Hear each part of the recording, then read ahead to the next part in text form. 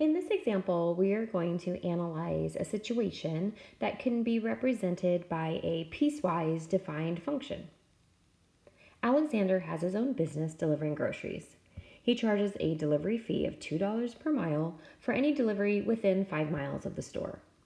For every mile outside of his 5-mile delivery zone, Alexander charges an extra 50 cents per mile. So for part A, we want to find the delivery fee for a 3-mile delivery. So a 3-mile delivery is going to be within 5 miles from the store. So it says he is charging a delivery fee of $2 per mile in this scenario. So we're looking at basically traveling 3 miles, and then he will charge $2 for all of those, each of those miles, I should say, and that's going to be a total of $6. For part B, it's asking for the delivery fee for a 5-mile delivery. So it says that for every mile outside of a 5-mile delivery zone, he charges an extra 50 cents. So if we're looking at an exact 5-mile delivery, it looks like we will not be charged that extra 50 cents per mile.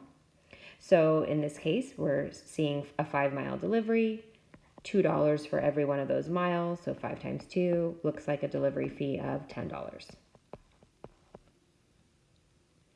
Part C asks for the delivery fee for a 9-mile delivery. So now we're looking at delivering outside of that initial 5-mile delivery zone. Now, the sentence that says he's going to charge an extra 50 cents, it doesn't say it's an extra 50 cents per mile, it says per additional mile. So he's still going to be charging $2 for the first 5 miles. So we need to think about this. Let's break this apart and let's look at the first 5 miles. So the first 5 miles that he travels, he's still just charging $2 per mile. So that was 2 times 5, which was $10. So he still charges $10 for the first 5 miles. But then, since it's a 9-mile delivery, that means he's actually going to be going 4 extra miles. And those 4 extra miles, he's charging an extra 50 cents per mile. So I'm going to label that my extra 4 miles. And again, I'm getting the 4 because he went a total of 9, but we're subtracting off the initial 5 miles, so that leaves me with 4 miles. So for those 4 miles, he's charging an extra 50 cents per mile. So that's going to be $2.50. So that means for those extra 4 miles, he's charging another $10. So altogether, let's put these together, 10 plus 10, we're looking at a total delivery charge of $20.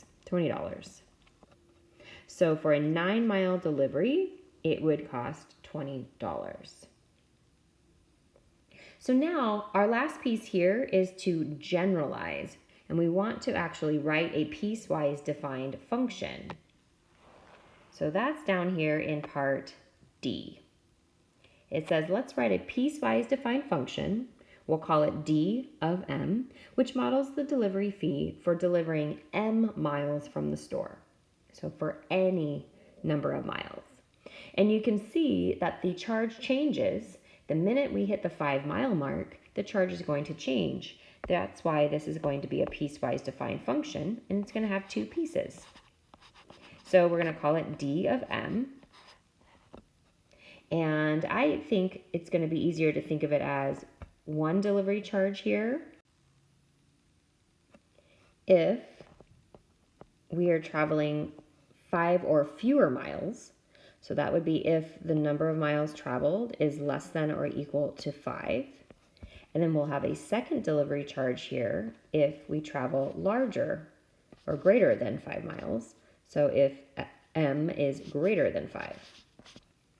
Now before we start writing our functions, we do need to analyze this first domain restriction a little bit more, because if I leave this as M is less than or equal to 5, then that means M could be a negative value. And M represents the number of miles traveled. So it doesn't make sense to travel negative miles. So I really do need to adjust this inequality because I do not want to include negative values. So therefore I would have 0 is less than or equal to m is less than or equal to 5. That way we're stating a domain restriction that the number of miles cannot be negative. So for the first 5 miles, that's the simpler of the two functions. He just charged $2 for every mile. So that's just going to be 2 times the number of miles traveled, so 2m. However, the second one is a little bit more challenging, and we could see that in part C, where we had to figure out the first 5 miles and then the extra 4 miles. We're going to need to do that here to find our second function. So I'm actually going to analyze this in a table form. So my input is the number of miles traveled, and my output is the delivery fee. And I've already considered the first 5 miles, so let's just look at the delivery fee if he goes 6 miles. So the first 5 miles, 2 times 5, is going to be a charge of $10. But then there's just 1 extra mile that he is going to charge $2.50. So that's like adding on $2.50 essentially times just that 1 extra mile, and that would give us a total delivery fee of $12.50 if he goes 6 miles. Let's look at 7 miles. Again, the first 5 miles, he charges $10, but now there are 2 extra miles that he's going to charge $2.50 for. So $2.50 times 2, that gives us an extra $5 plus 10 is a delivery fee of $15. Let's just go one more time. Let's go to 8 so we can see the mathematics happening here. The first 5 miles still cost $10, and now there's only an extra 3 miles that he will charge the additional 50 cents. So that's $2.50 times 3, and when you add that to the initial $10, that gives us $17.50. So now that you've seen the computation several times, this is where we want to generalize. So I'll say ... let's generalize and see if we can write a function to represent the amount of money that is going to be charged, or the delivery fee, for m miles. So first, notice that for any mileage above 5 miles, we still get charged that initial $10 for the first 5 miles. And then we're adding on the amount of money that we're going to be charged for the additional miles. Now it's always $2.50, but you'll see what's changing, if I get out my highlighter, what's changing here I have 1, 2, and 3. These are the additional miles that he's traveling. So let's take a look at how the value, in this example, let me look at the last one. Here my value was 3. There were 3 extra miles. How did we determine the number of extra miles when he went a total of 8 miles altogether? Well, we get the 3 by taking the 8 miles. We subtract 5, and that gives me the 3 additional miles. He went 8 miles minus the initial 5 miles. That means he has gone an extra 3 miles.